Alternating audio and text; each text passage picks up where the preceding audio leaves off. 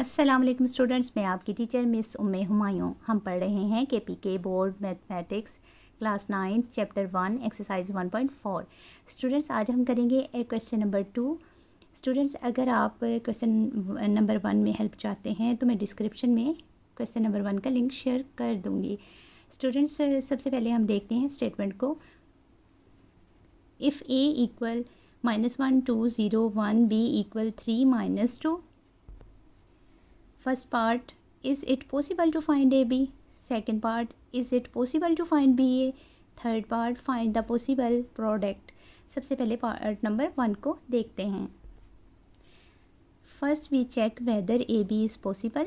तो इसके लिए स्टूडेंट्स हम सबसे पहले क्या देखेंगे कि जो फर्स्ट मैट्रिक्स है आपका उसके कॉलम्स को देखेंगे और सेकंड मैट्रिक्स की रोज़ को। तो यहाँ फर्स्ट मैट्रिक्स A है, सेकंड मैट्रिक्स B है। तो फर्स्ट मैट्रिक्स के कॉलम को देखते हैं, कितने कॉलम्स हैं? 2। सेकंड मैट्रिक्स की रोज़ को देखना है, 2। Number of columns in A equal to 2, number of rows in B equal to 2, hence A B is possible. क्योंकि स्टूडेंट्स मैट्रिसेस, अगर दो मैट्रिसेस को मल्टीप्लाई करना हो तो उसके लिए ये कंडीशन है कि फर्स्ट मैट्रिक्स के कॉलम सेकंड मैट्रिक्स की रो के इक्वल हों तो हम ए B is possible.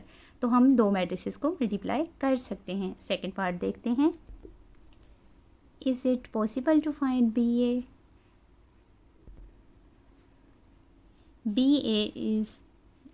A is not possible because number of columns in B equal 1। First matrix B है ना, तो बी में कितने कॉलम्स हैं? 1। नंबर ऑफ़ रोज़ इन ए, अब सेकंड कॉलम क्या है? ए है। ए की रोज़ देखेंगे, उसमें 2 रोज़ हैं। Number of columns of B matrix is not equal to matrix A rows. इधर स्टूडेंट्स अपने रोज़ भी दिखना है। So B A is not possible. ये सेकंड पार्ट है। अब थर्ड पार्ट देखते हैं स्टूडेंट्स। थर्ड पार्ट है फाइंड द पॉसिबल प्रोडक्ट्स। तो स्टूडेंट्स अब हम देखते हैं जो प्रोडक्ट पॉसिबल है वो हम उसका सोल्यूशन निकालते हैं।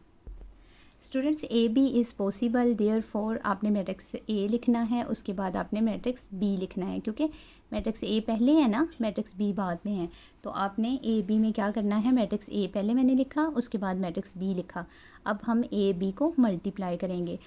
तो स्टूडेंट्स, मैं आपको बताती हूँ कि आपने कैसे मल्टीप्लाई करना है। स्टूडेंट्स, जब आप ये देखते हैं कि क्या हम दो मैट्रिसेस को आपस में मल्टीप्लाई कर सकते हैं, तो आप पहले मैट्रिक्स के कॉलम्स को देखते हैं और सेकंड मैट्रिक्स की रोज़ को देखते हैं। अगर पहले मैट्रिक्स के कॉलम दूसरे मैट्रिक्स की रो के इक्वल आ जाएं तो तब आप प्रोडक्ट फाइंड आउट कर सकते हैं। और स्टूडेंट, जब आप ए को बी से मल्टीप्लाई करेंगे तब आप क्या करेंगे? देन आप फर्स्ट मैट्रिक्स की रो को सेकंड मैट्रिक्स के कॉलम से मल्टीप्लाई करेंगे। तो फर्स्ट मैट्रिक्स की रो क्या है? -1 0, और सेकंड मैट्रिक्स का कॉलम क्या है? 3 -2। तो सबसे पहले हम -1 को 3 से मल्टीप्लाई करेंगे। किसको? रो को कॉलम से मल्टीप्लाई करना है। चेक कैसे करना है? कॉलम और रो इक्वल होने चाहिए, और जब मल्टीप्लाई करना है तो आपने रो को कॉलम से मल्टीप्लाई करना है। रो को कॉलम से मल्टीप्लाई। तो फर्स्ट रो कौन सी है? -1 0, और फर्स्ट इधर से फर्स्ट कॉलम के साथ मल्टीप्लाई करना है 3 -2। तो आपने क्या करना है? -1 को 3 से मल्टीप्लाई किया, -1 × 3। अब 0 की बारी है। 0 को आपने एक एक से करना है। -1 को 3 से किया, 0 को 2 से अब करना है। 0 और दरमियान में आपने क्या लगाना है? प्लस का साइन। जब आपने एक डिजिट को मल्टीप्लाई कर देना है तो आपने क्या करना है? दरमियान में प्लस का साइन लगा देना है। आपने -1 को 3 से मल्टीप्लाई किया, दरमियान में प्लस का साइन लगाना है। देन आपने 0 को -2 से मल्टीप्लाई कर दिया, इधर -2 आएगा। अब देखें, अब फर्स्ट रो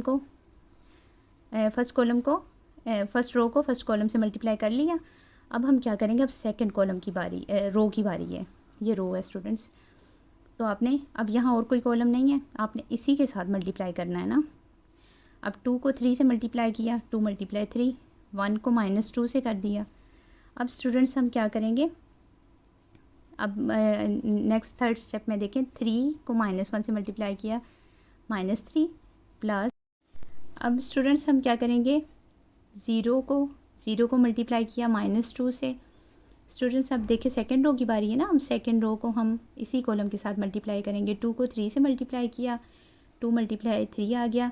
स्टूडेंट्स अब देखिए पहले 2 को मल्टीप्लाई किया ना, अब 1 की बारी है। 1 जो है ये रो में लास्ट नंबर में है, तो यहाँ लास्ट नंबर में -2 है, 1 -2 के साथ यहाँ मल्टीप्लाई किया।